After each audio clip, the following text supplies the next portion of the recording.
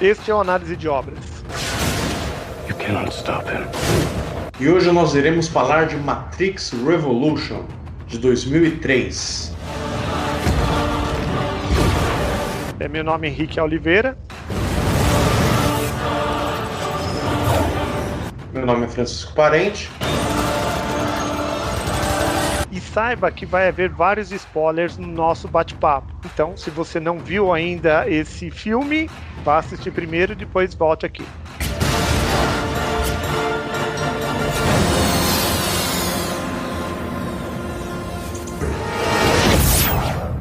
Francisco, fala aí você que assistiu Revolutions. Que impressão você teve? Porque no nosso bate-papo anterior parece que teve várias novidades que eu apresentei para você ao longo do nosso bate-papo. Você conseguiu encaixar melhor as ideias? Ou continuou não fazendo sentido? Como foi para você?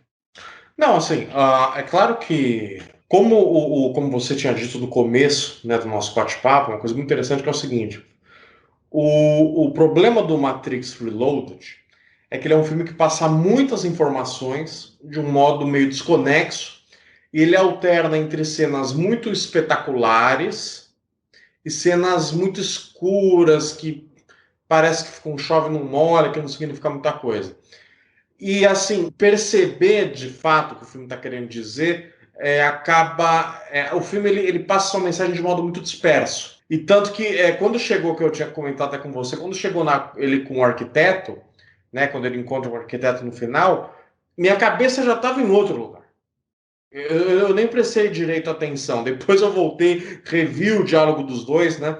Mas assim, eu peguei meio por cima, sabe? Eu tava com a cabeça na Trinity, com a gente, com o Smith no corredor, e o defensor da mulher, e os vampiros, e tal, entendeu? Então, assim, a minha cabeça estava absorvida por uma série de outras coisas do filme. Mas, de fato, você explicou e jogou luz sobre uma série de coisas muito interessantes. Né? O filme ele ficou melhor. Né? Quando eu usava cinema, na faculdade, os professores falavam que alguns filmes precisam de um papelzinho explicando ele. Sei. Você deviam lançar um DVD com você explicando num folhetinho algumas coisas. O Matrix Evolution, como a gente tinha conversado, ele foi gravado junto com o Reloaded. Se eu não me engano, até era para ser o mesmo filme, só que como ia ficar muito grande, eles dividiram. Então parece que o Reloaded ele passa a fazer mais sentido quando você assiste o Revolution. Mas o Revolution, para um final de um filme tão grande como o primeiro Matrix, né, para acabar essa saga, eu acho que foi um final fraco. Em todos os sentidos. Tanto na ação como nas discussões filosóficas. O que você achou? Então, eu sou fã do filme e aí depois do nosso bate-papo, eu apresentei aquelas várias coisas, eu falei, nossa, é um filme denso, com muita informação dispersa. Sabe aquilo que eu comentei no primeiro filme? Parece que existe uma expectativa minha de que as pessoas deveriam entender esse filme, porque eu gosto muito dele. Sabe quando você gosta muito de alguma coisa e você acha que todo mundo deveria entender?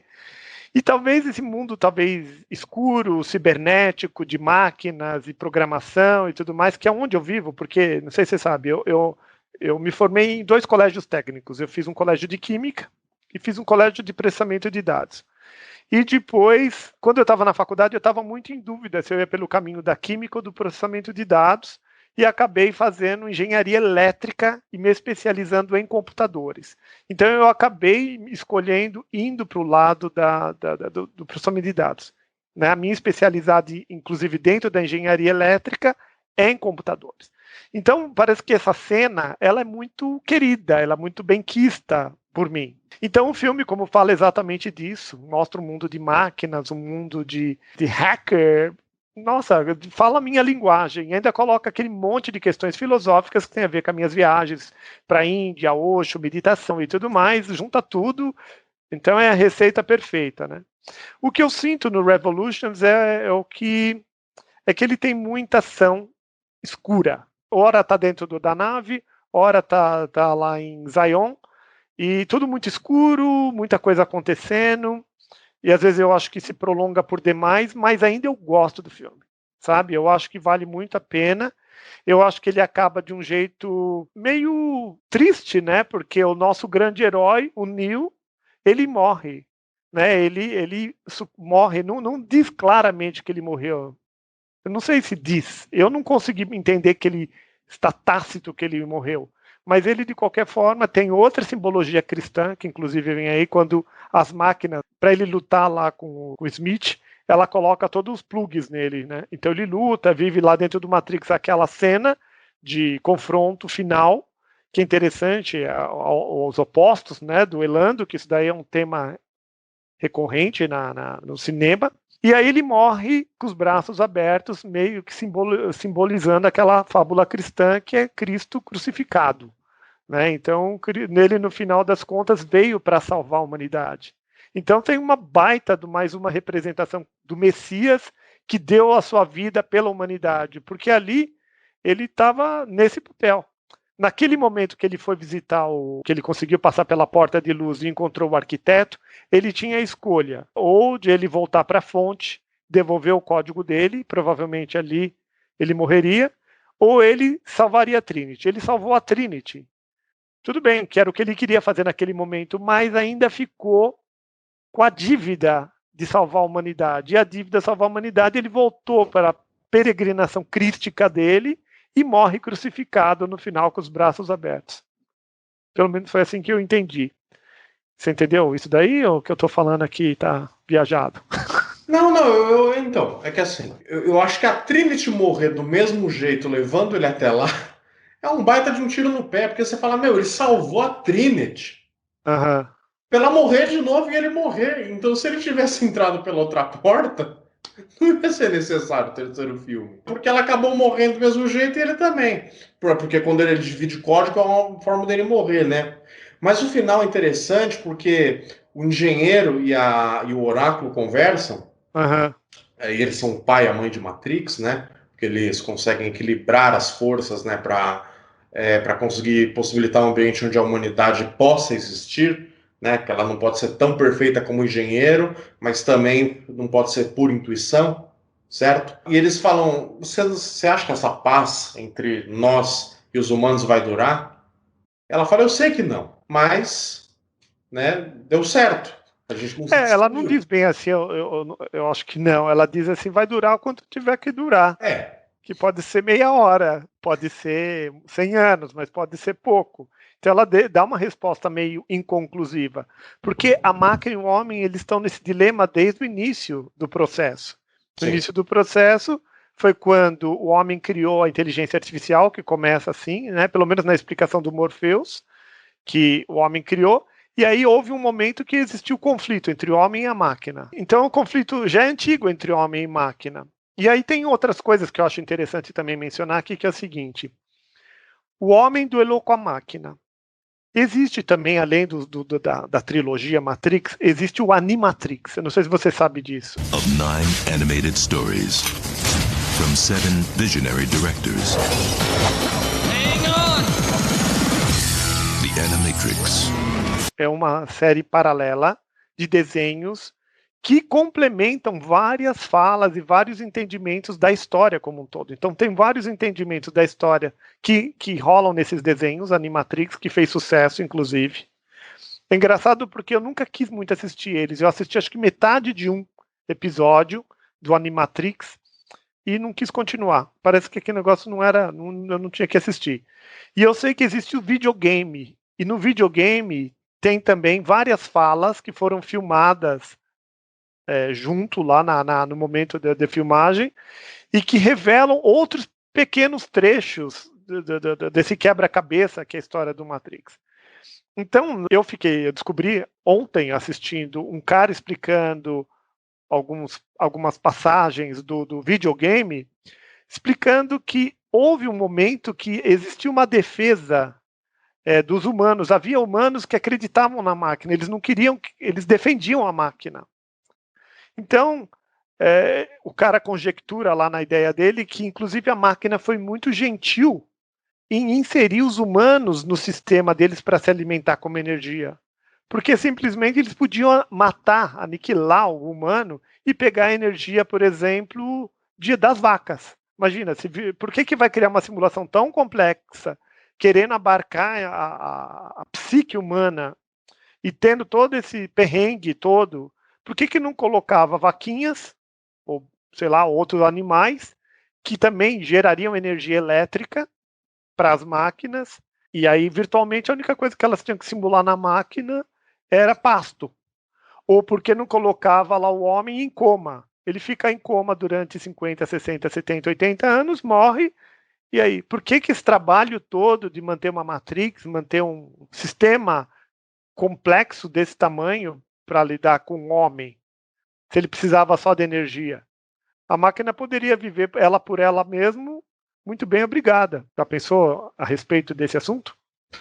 Tem uma hora que o engenheiro conversando com o Neo, ele fala, né, que as máquinas estavam prontas para dar esse passo além, né, de aniquilar a humanidade e conseguir se manter vivos, né, por mais que fosse custar algumas perdas para eles, eles conseguiriam ir além. Essa ideia, ela tá no filme quando o arquiteto fala para o Neo, olha, o Neo fala, não, mas se acabar a humanidade, acabam as máquinas. Ele fala, peraí, querido, não é bem assim. Deixa eu contar um pouco do conselheiro lá, porque tem um momento lá quando o Neo vai para Zion, que eles vão reabastecer lá o Nabucodonosor. O Neo não está conseguindo dormir, ele encontra lá com o conselheiro, um dos conselheiros. E ele fala, a gente pode ir no nível da engenharia. Isso é no Reloaded, essa cena, não sei se você lembra dela. Eu lembro.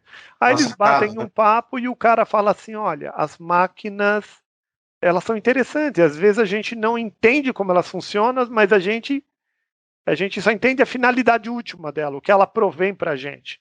A gente não entende os mecanismos internos e tudo mais. Ali eu vi que o Neo ele começa a dar umas respostas meio então mas a gente não precisa da máquina. E o conselheiro, você pode ver que ele fica num lugar assim que ele é mais ou menos, peraí, a gente está criando um lugar de interação, nós e a máquina, nós estamos num processo meio de simbiose, onde a gente cria dependência delas. Zion mesmo fica no centro da Terra, que precisa de ar, precisa destilar água, precisa de tudo. Se desligar toda a máquina, você não sobrevive ali. Então eu parei para pensar nesses dias, quando eu assisti agora o Revolutions, que é o seguinte, tudo bem, eles querem se libertar, eles querem pegar todas as pessoas que estão no sistema do Matrix e simplesmente tirar eles de lá e vamos salvar a humanidade, né? Tirar todo mundo desse lugar de prisão, desse lugar de alienação, né? Ficar nesse lugar de bateria. Mas pensa bem, depois que a Terra foi destruída, se for analisar de algum ponto, é até uma generosidade o que a máquina fez. Porque onde que esses humanos iam conseguir viver? Naquele lugar escuro? Imagina todo mundo liberado, para onde ia todo mundo? Ia ficar morando no escombro ali? Ia comer o quê? Ia ter ar para todo mundo? Ia ter água para todo mundo? Então, esse negócio de liberar é muito circunstancial. Liberou e vai para onde? Vai ficar todo mundo liberado? O que adiantou? Então, certas liberações, eu acho que é interessante a gente pensar nisso. Mesmo na nossa sociedade, as pessoas querem tanto liberação. Liberou, e aí? Você vai para onde? A gente já até conversou sobre isso, acho que um pouco em outros tempos, aí, outros filmes, sobre a liberação nossa dos escravos. Tá, liberou de um dia para o outro, e daí? Vai para onde? E aí, no contexto do Matrix, vai para onde, comer o quê, respirar o quê, com que vida? Será que não é melhor ficar lá realmente dentro do sistema? O que você acha? Eu lembro dessa passagem, né, que ele pergunta pro Neo o que era ter poder sobre a máquina. E ele fala, nosso poder é que a gente pode destruir ela, porque ela não tem como reagir. Né? Ele responde como um guerreiro. Sei. E o conselheiro responde como um líder. Ele fala, a gente destrói, mas o que vai acontecer com a gente? O poder bélico não é decisivo, não é sinônimo de poder. Né? Mas é muito interessante que você colocou, né? Porque daí a gente volta àquele personagem do primeiro filme, né? Do Cypher. Né? Ele fala, já que esse é o mundo real tão precário, por que não então ficar na máquina? Será que eles não são sortudos de não serem libertados? Já que eles vão passar uma vida muito mais confortável, sem saber sobre a realidade de fato? E realmente, né, a humanidade, como você disse, ela se reinventa se harmonizando com a máquina. No final das contas. E eu acho que a mensagem mais ou menos do Revolutions é mais ou menos isso. É um momento onde existe um processo meio de simbiose homem-máquina. Então, uma das simbioses que eu acho que é possível é o Neo. Ele começa de ser um ente que estava preso dentro da máquina, ele escapa e depois, conforme a história vai indo, ele começa a ter poderes sobre a máquina, ele começa a sentir, existe uma coisa meio de conexão com a máquina. Outra coisa também é a Sati, aquela que eu falei, né? Existem aqueles dois personagens que são dois programas da máquina, os dois têm a filha, e eles têm, é inusitado, é a primeira vez que um programa gera um programa dentro do Matrix. Então a criação está acontecendo agora pela primeira vez dentro do próprio Matrix. Está indicando novos caminhos, novos processos. Quando o filme acaba mesmo, também que aparece aquela figura que conversa com o Neo. Eu vi também algumas conjecturas possíveis do que era aquilo lá, que era o próprio arquiteto, aquela figura que surge, mas no script do filme está dizendo que aquilo lá é um deus-máquina, sabe? Que é outra personagem. Imagina, as máquinas, elas se mostram também como que nem insetos, ou que nem, sabe, peixes, que eles nadam em conjunto, que eles voam em conjunto, que eles, embora tenham sua consciência coletiva e individual, eles têm sua consciência também de grupo. E eles decidem, talvez, em grupo. Eu acho que um pouco da mensagem que vem nesse Revolutions é que realmente agora ficou de tal jeito que libertar os homens não é bom negócio. A máquina já está criando a partir dela mesma, né? Quando a menininha lá ela é criada dentro do sistema. Então está começando a ter mais ramificações possíveis. O que você acha de tudo isso?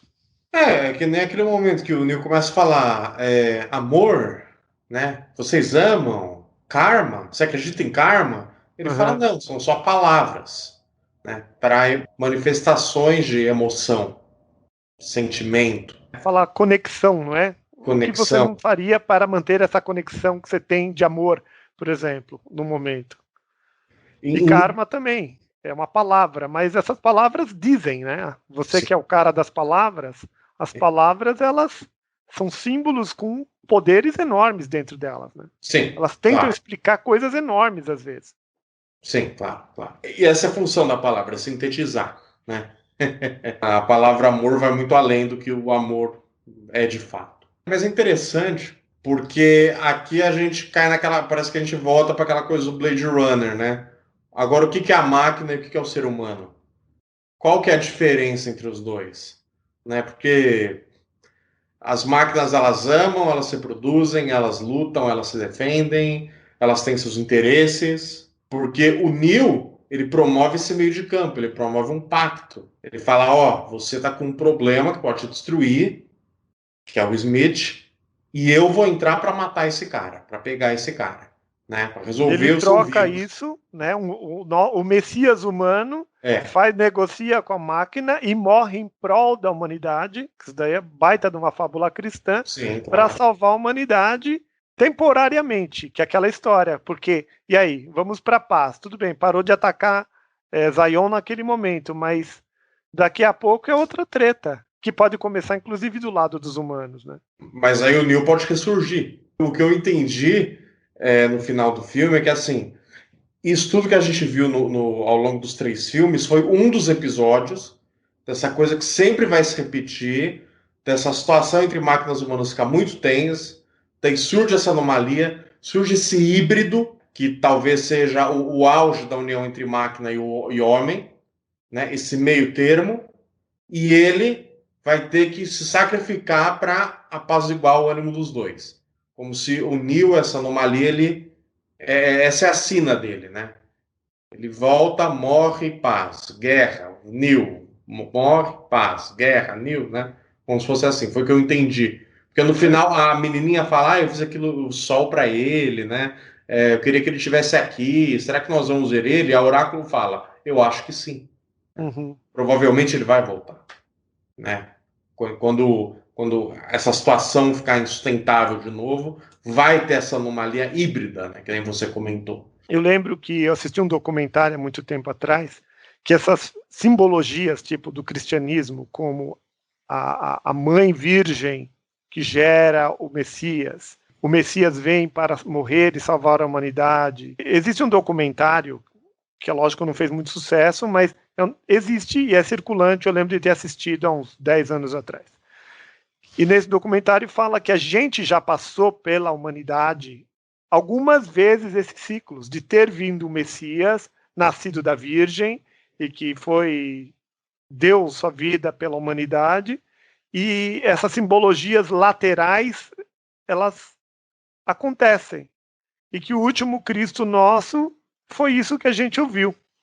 E aí fecha totalmente com a história do Matrix. Você já tinha ouvido essa história, não? Não. Você consegue imaginar que, por exemplo, antes da nossa existência que a gente conhece, possa ter havido todo um ciclo inteiro para trás, com essa figura messiânica e tudo mais? É um pensamento muito louco, né? Não é doideira? É doideira. E a gente está no Matrix aqui repetindo, sei lá por que vez. Porque você sabe, atualmente, eu comentei isso outro dia, né? Que as escolas místicas falam que a gente está na era de Aquário. Então, antes da era de Aquário, houve todas as outras eras. Né, que a próxima era vai ser a era de peixes, que nós estamos num momento de transição, e as pessoas adoram ficar repetindo esse tipo de coisa. Mas vai saber, se na nossa própria existência da humanidade a gente não passou por ciclos inteiros que nem isso representado no próprio Matrix. Uma figura messiânica que vem para salvar, toda uma retórica que envolve todo mundo, a pessoa vai, chega num extremo e começa, rebuta o Já pensou em descobrir que a humanidade está rebutada pela 6ª, 7ª vez? Porque na era de Aquário, as eras anteriores, sei lá, foi o reboot lá. O pensamento mágico, né? Ele tem essa consideração, né? O pensamento mágico primitivo, ele usa do ritual justamente para tentar transformar esse tempo profano, linear, num tempo cíclico, com o ritual. Né, com o sacrifício, com todo aquele simbolismo místico, ele tenta fazer esse eterno retorno. A gente retorna às nossas origens, a gente retorna às soluções eternas, a gente retorna àquele tempo primordial onde o mundo nasceu. Não, né? Mas vamos e convenhamos, não dá uma sensação que a gente, o humano, aquela história de yin e yang, dia e noite, tudo parece que na humanidade, mesmo o que a gente entende de universo, né, um planeta girando em torno do Sol, o Sol girando em torno de não sei do que, todo mundo girando em torno de alguma coisa. Se tem alguma coisa que parece muito constante em tudo isso, é a ciclicidade.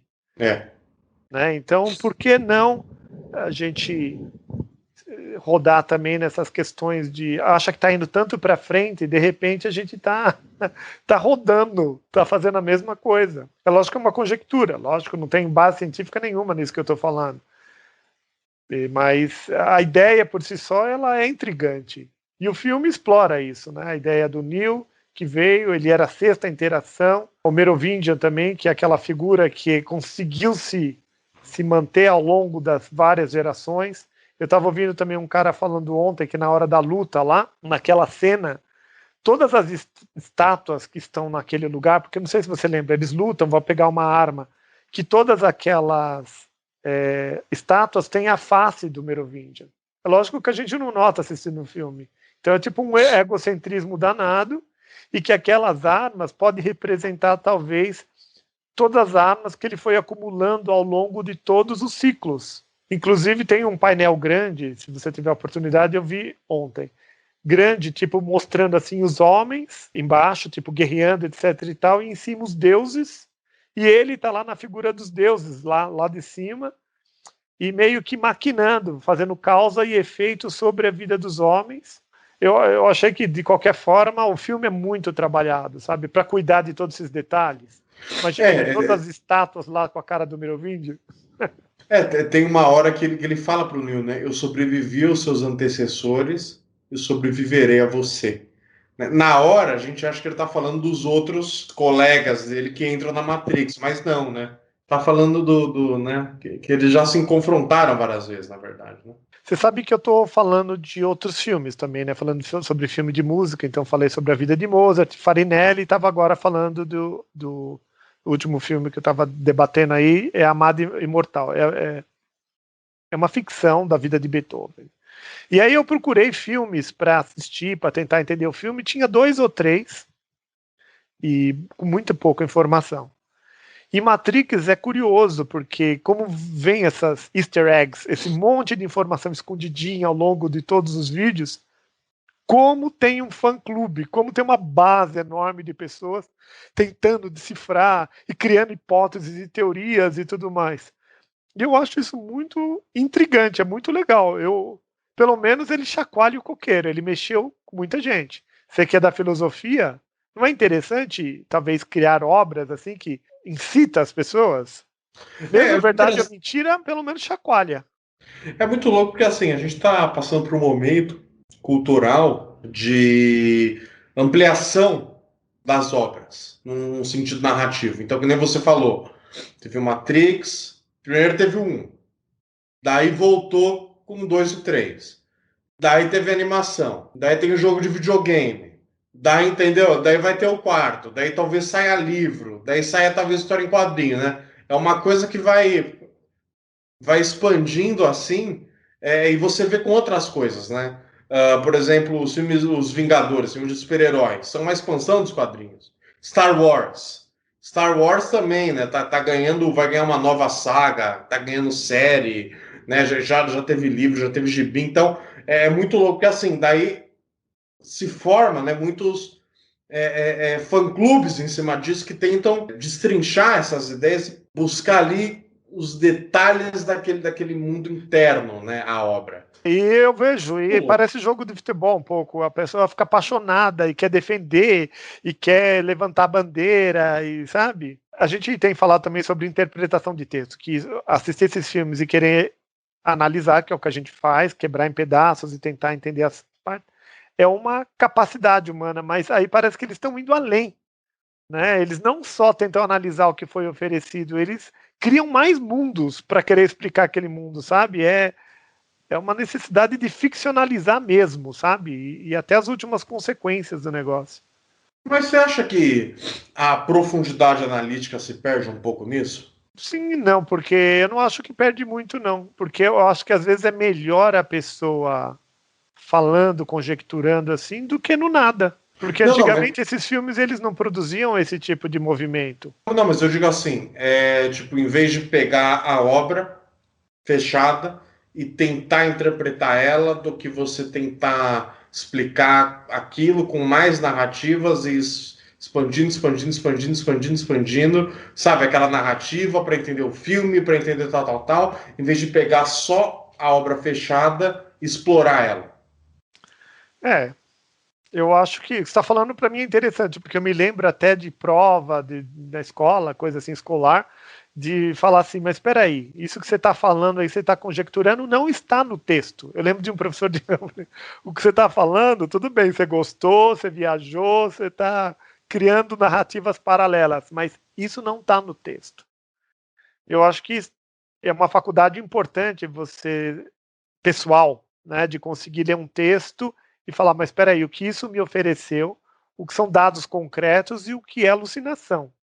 Acho que para quem trabalha no direito também isso é muito importante, porque você tem que narrar um acontecimento para vocês poderem explicar para um juiz ou para quem vai ler aquilo mais para frente, porque esses processos judiciais são pilhas e pilhas. Você precisa ter uma capacidade de ser claro, ser objetivo e ser informativo e não alucinar, né? Porque senão vira o telefone sem fio. Né? Você fala uma coisa que vira outra, quem matou tá morrendo, sei lá o que aconteceu, sabe? Eu acho também que rola e tem esse problema. Mas o seu professor falava isso quando vocês faziam a prova? Tipo, ele ia devolver e falava, ó, isso não tá no texto? Não, isso aconteceu para mim em aula mesmo. Então, por exemplo, a gente lia o texto, às vezes ia conversar, né? O que tinha acontecido ali e tudo mais. E aí você via que algumas pessoas, elas extrapolavam, elas querem falar. E mesmo existe esse erro, né? Quando tem, por exemplo, você lê um texto, lá tem 4 perguntas. Fulano fez isso, fulano fez aquilo. Ele fez aquilo ou ele fez aquilo outro? Ou nenhuma das alternativas. E a pessoa simplesmente fala que ele fez aquilo outro por mera conjectura, mas não está no texto. Então, uma das coisas importantes para quem lida com texto é ter essa sobriedade de conseguir ler o que está lá, né? As alucinações são bem-vindas extra, para brincadeira, para qualquer outra coisa. Para um negócio sério lá de interpretação de texto, é o que o texto oferece, né? Se a pessoa era boazinha, se a pessoa não é, a pessoa começa a viajar, né? Acho que todo mundo fez isso e todo mundo caiu nessa armadilha em algum momento com texto, né? Sim, eu acho que é um processo, né, para você começar a entender mesmo assim, a leitura do texto, né? Porque eu acho que no começo as pessoas elas não sabem direito o que é ler um texto.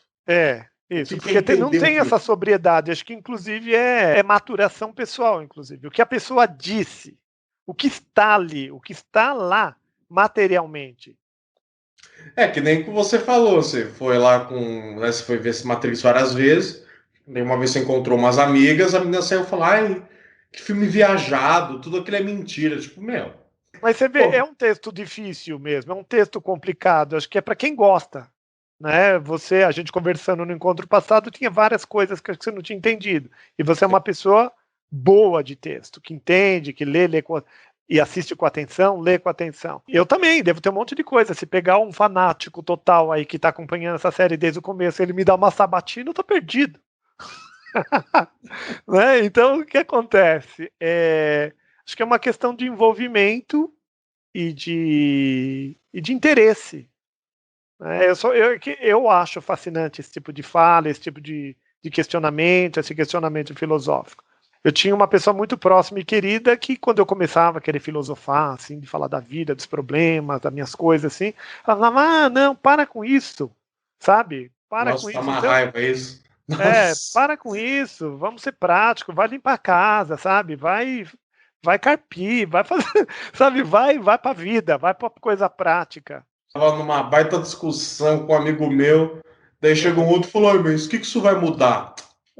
Vai se ferrar. Então, é curioso isso daí. A pessoa tem um olhar para a vida muito pragmático. Eu lembro também na minha época de faculdade, você sabe, eu fiz engenharia. E aí a gente estudava na véspera da prova, não estava entendendo porcaria nenhuma. Aí chegava lá, explicar, mas X veio daqui porque veio dali. Aí você, sabe, uma coisa assim tão leviana, porque a gente queria passar na prova. Mas veio da onde? Veio por quê? Veio da onde, sabe? Aí eu lembro que sempre tinha um lá que falava assim, não, para de filosofar. X veio daqui, pega o X daqui, multiplica pelo Y dali, sabe? O fenômeno físico que está ali por trás, porque engenharia é a física, é o mundo se expressando por meio matemático. De repente virava para de filosofar, ninguém quer entender nada. Faz x igual a 3 e depois multiplica por 4 e divide por 5 e pronto, passa na prova e pau na máquina. E aí perde toda a questão, né? E aí fica nesse lugar raso lá do meu aprendizado, que teve muito disso. Esse lugar raso talvez de não olha para a vida, não quer olhar para a vida para esse lugar pragmático. Você acha que o ensino de engenharia é fraco por causa disso? Ou não tem a força que deveria ter? Não tem. Eu acho que todo o ensino, principalmente de exatas, ele ficou enorme, porque ele tenta abarcar tudo, né? Você tem que passar por tudo. E então, o que acontece? Então eu aprendi umas coisas super complexas da matemática avançada desse jeito, sabe? O que é Laplaciano, o que é um divergente, sabe, umas coisas assim, operadores matemáticos que vieram, sabe, bem mais para frente, depois do cálculo diferencial, integral e diferencial, que eu aprendi nas coxas. Que fenômeno físico está acontecendo ali, sabe? Aí as pessoas ficam assim, não, mas se você vai trabalhar nessa área, você acaba tendo que aprender, e pau na máquina, pega o diploma, porque já dá trabalho demais. Sabe, para pegar o diploma e passar para aprender, mesmo que seja nas coxas, já tá bom, já é difícil, já apresenta problema demais. Já. que você acha? Você que é da humana, você sente que o pessoal se aprofunda mesmo ou a pessoa também quer chutar para frente? O negócio é chutar a bola para frente. Só que o problema, quer dizer, a questão é a seguinte: vocês em engenharia, pelo menos, vocês têm um resultado prático na mão.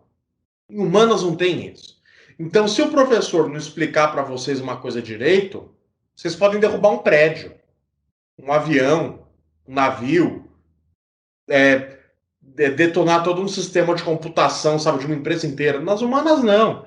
Se o cara chegar lá e falar como o mundo deveria ser e tudo mais, não acontece nada. Ninguém vai morrer numa mesa de cirurgia. Ninguém vai perder o emprego.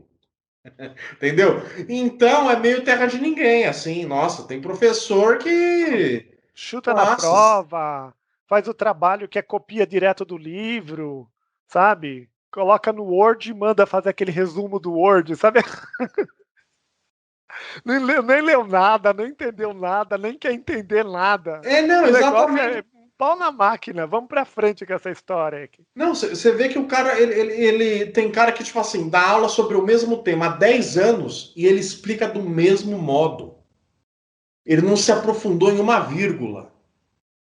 Ele leu um artigo de 15 páginas sobre o conceito e explica aquele artigo há 10 anos. Ele não teve a curiosidade de falar, esse semestre eu vou ler o livro do cara. Que é pra dar uma aula mais densa. Não, então, porque isso dá muito trabalho, né? Então, por exemplo, eu por conta própria, tinha um professor do ITA, super ferão aí, que ele dava um curso chamado Matemática Aplicada à Vida. Então, o que ele fez? Ele construiu um curso de filosofia matemática ferrado. E aí você ia lá, assistia a aula sábado do dia inteiro, domingo o dia inteiro e nos feriados o dia inteiro. E aí ele explicava quem era o matemático, o que ele tinha pensado, como ele concluiu naquilo, quais eram os experimentos que tinham feito no mundo físico. Aquilo era uma tentativa real de colocar lé com lé, cré com cré, sabe? Tentar fazer a coisa ligar onde acontece. Agora, na academia, não. O que está acontecendo na academia é, para de filosofar, vamos logo, de onde saiu o X? Da onde saiu o X, X não sei o quê, dá Placiano ao quadrado, cubo, faz 3 integral tripla e pronto. Sabe? É fórmula, é receita de bolo. Né? E agora fazer o trabalho lá do cara, era o trabalho... Eu que passei por isso daí, que eu queria muito entender, eu tinha uma necessidade muito grande de entender. E aí eu senti a profundidade do negócio, a dificuldade, é uma entrega existencial, praticamente. Se você quiser entender mesmo, né, como Leibniz conseguiu chegar no cálculo diferencial integral do jeito dele, e comparar com o outro, e comparar com mais o outro, é uma entrega existencial, e acaba ficando na mão de quem? Dos grandes professores doutores, dono da cadeira, que entende lá, de um segmento, sabe? E olha lá, que eu ainda não boto minha mão no fogo, não. Sabe? Eu te entendo. E aí, quem está realmente entendendo de tudo isso, talvez sejam os professores doutores lá do UCLA, lá do Harvard. Esse pessoal está entendendo, eu acho que é esse. Porque é esses que fazem o celular da gente, é esses que fazem o satélite funcionar. A grande outra maioria que está aí dos engenheiros estão sendo gerente de banco. Na minha época lá, um monte de engenheiros foram trabalhar ser gerente de banco. Até hoje, assim, eu vejo muitos colegas ou amigos que se formaram e foram trabalhar em banco, foram trabalhar em, tipo assim, engenharia mesmo, sei lá, construir, calcular alguma coisa, não, mas... Vai fazer alguma coisa prática que existe demanda, né? Então, essa história de filosófico, ou esse cientista que aparece nos filmes de ficção que a gente gosta tanto deles, que é aquela professora ou aquela professora que sabe mesmo que eles são chamados para resolver o problema intergaláctico. Isso daí eu acho que tem, mas é muito pouca gente. A gente até gostaria de ter, mas o nosso ensino não quer isso também da gente. Né, eu que estou entrando nesse mundo acadêmico, né, estou começando a abrir um espaço para mim agora, é que assim, o mundo acadêmico, ele cobra muita produtividade de você. Entendeu? Então, tipo assim, você tem que ter artigo publicado, você tem que participar de congresso, você tem que escrever livro. E assim, escrever um artigo mesmo demanda muito trabalho, entendeu? Você tem que, sabe, você tem que conhecer bem a obra do cara, tem que citar o cara, tem que citar comentador, tem que, sabe, assim, aquele artigozinho de 15 páginas, inclusive hoje um artigo meu eu descobri que ele foi aprovado para ser publicado numa revista, foram meses de trabalho. Tipo, eu fiquei lendo um mês para começar a escrever ele. Demorou muito tempo. E assim, muitos caras, que eles fazem, eu vejo em algumas pessoas que já publicam muito artigo, eles decoram uma teoria, pega qualquer tema e aplica a teoria. Dele faz artigo assim. Entendeu? A toque de caixa. O que ele faz? A primeira parte do artigo, ele dá uma introdução que você acha na Wikipédia, umas informaçõezinhas básicas. A parte do meio, ele explica a metodologia que ele está cansado de explicar, porque é o 30º artigo que ele escreve sobre aquilo. E a parte final é a parte que ele conclui, que é onde realmente põe para pensar, que são tipo 3 páginas. Coloca uma conclusão, acabou. Pronto, fechou. Artigo publicado em revista nível A+. A1. É A1, A2, A3, B1, B2, né? Aí publica uma puta revista, mas sabe, é isso. Ele decora aquilo. E se você pergunta, isso eu não estou falando na graduação, porque na graduação, é professor de graduação, mas ele tem que dar 10 autores em um semestre. Na pós-graduação, não. O cara pode pegar um livro e falar, a gente vai trabalhar ele. Se você pergunta de outra linha, o cara vira e fala assim, não sei. Não conheço. Não sei, não quero saber, tem raiva de quem sabe. Tipo assim, li na minha juventude. Não sei mais. Faz 30 anos que eu não leio esse cara. Não sei. E a aula fica um silêncio. Sabe, eu só falo se você falar do meu autor, senão eu não vou falar nada. A gente vai ficar nessa. Não é uma coisa meio revoltante? Porque eu lembro, eu, jovenzinho, querendo ser o super cientista do século, querendo ser o cientista dos super-heróis aí, e pegando de verdade lá, vamos ler então Newton. E não tinha, na verdade, na faculdade, não tinha em lugar nenhum. E mesmo o material que oferecia na minha época, não é que nem hoje. Hoje tem, acho que mais. Se eu quisesse mesmo cavar, tinha onde ir. Mas na minha época não tinha onde ir, não sabia nem que porta bater. E aí outra coisa, daí você vai lá para a escola, tua escola formal, lá tua faculdade, e aí te mandam, demandando sem parar. Você tem prova não sei o que lá, você tem que entregar o trabalho, você tem que fazer o não sei o que, você tem que fazer não sei o que lá. E aí o que acontece? É um rolo compressor e você tem que correr. Correr. E aí teu sonho filosófico, teu sonho de cientista, teu sonho não sei o que lá, vai pro beleléu.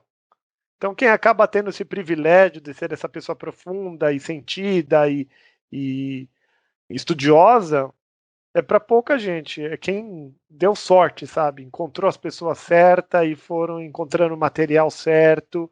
E foi alguém também aliviando o peso em cima, porque a vida vai te demandando. Né? Depois você tem conta para pagar, você tem condomínio, você tem água, luz, você tem... Sem falar os interesses políticos da academia, né? Porque o cara vai querer que você saiba só os autores que ele sabe. Porque se você sabe outro, você pode crescer e pode começar a tirar orientando dele. Tirar espaço dele em congresso, espaço dele em revista. Então, ele fecha você num cubinho e fala, você só vai pensar isso aqui. Porque daí eu controlo o que você pensa. Porque eu sou especialista. Então também é um modo de poder, né? Você vê, tem vários tratores. O político, do professor, na academia, a vida aqui também é um baita de um tratorzão que não para de bater o tambor, você tem que ficar correndo, né? E o que você gostaria de fazer mesmo, você acaba não fazendo. E aí tem a gente mesmo se sabotando. Às vezes você tem o tempo, você tem tudo, e você é um pulenta às vezes. Eu me senti muitas vezes pulenta, sabe? Assim, agora que sobrou tempo, deixa eu dormir. Então, às vezes, você precisa de alguém te bater no tambor. Então, eu acho que as pessoas que acabam acertando na vida é quem tem esse tambor batendo certo, sabe? Se você tivesse um pai, alguém assim que era já um diretor lá da NASA, você tinha grandes chances de fazer o percurso completo, sabe? Pelo menos eu acho. E aí, ao mesmo tempo, eu penso no self-made man, né? Que quem quer faz. O que você acha? O self-made man sobrevive a tudo isso ou não? A pessoa por si só consegue atravessar todos esses perrengues e sair exitoso lá na frente? Não, eu acho muito difícil. Acho muito difícil, muito difícil, muito difícil. Porque realmente, nem você falou, sabe? Tem o lugar onde as coisas acontecem. E para você entrar nisso, muitas vezes é sorte. Entendeu? Sabe, às vezes, é que nem você falou, sabe? Eu não sabia em que porta em que bater. Durante a faculdade, eu também me interessava em uma série de coisas, mas assim, eu não sabia também. Sabe? Tipo, eu queria me aprofundar na teoria do cinema e tal. Claro, algumas coisas, claro que foi culpa minha. Acho que eu também me sabotei em alguns momentos. Mas ao mesmo tempo, sabe, tinha essa coisa de assim, pô, eu estudei numa faculdade de cinema que não cobrava, ou cobrava pouquíssimo, praticamente não cobrava, os cursos de cinema, a leitura dos alunos. Eu comecei a ter contato com bibliografia básica no mestrado e no doutorado. Coisa básica, tipo assim, isso já era para eu saber, sabe? Eu tava lendo falando, meu, por que eu não li isso antes? Uhum. Isso aqui é coisa para ser trabalhada em sala de aula. E olha que você estudou só em escola de elite, né? Só em escola de ponta. Só Você tá falando isso, imagina quem estuda na escola mediana. Ou Cara, fraca. Não, é absurdo, é absurdo. É Sem absurdo. chance. Sem chance, sem chance. É aquela coisa, fazenda de diploma, né? Os cara ficam produzindo diploma, né? Paga, a gente dá uma prova, qualquer idiota consegue resolver, você pega seu diploma e vai sabe que trabalhar no dá dó McDonald's. também, porque a vida consome tanto. Então veja esse pessoal que estuda numa escola fraca, fraquérrima, trabalha o dia inteiro, tem dificuldade de pagar a escola. Fazer aquilo já é muito difícil. É curioso, porque a vida realmente é um grande rolão. Às vezes você fala assim, não, mas vai culpar quem? A pessoa em si já está super faturada, vamos dizer assim, ela já está super demandada. A escola não oferece, mas consegue fazer uma mensalidade de R$ 399 por mês. Então, é barato, é o que o outro consegue pagar, toca o barco. O professor que vai lá, ganha pouco, também junta tudo, meu, vira uma baita de uma embolada e dá no que dá. É o que a gente tem. O que a gente tem para hoje. Mas eu acho que volta e meia surge uns Neo aí da vida. Não, sempre tem, né? Imagina a tecnologia sobre a qual a gente vive e algumas inteligências no mundo das humanas é por conta dos news que aparecem, que vem voando e conseguiram dar um jeito na história aí. Pessoal, obrigado por ter acompanhado o nosso bate-papo. Espero que vocês tenham gostado. Não esqueçam de deixar o seu like, comentar e compartilhar nas redes. Por hoje é isso. Um grande abraço. Até a próxima.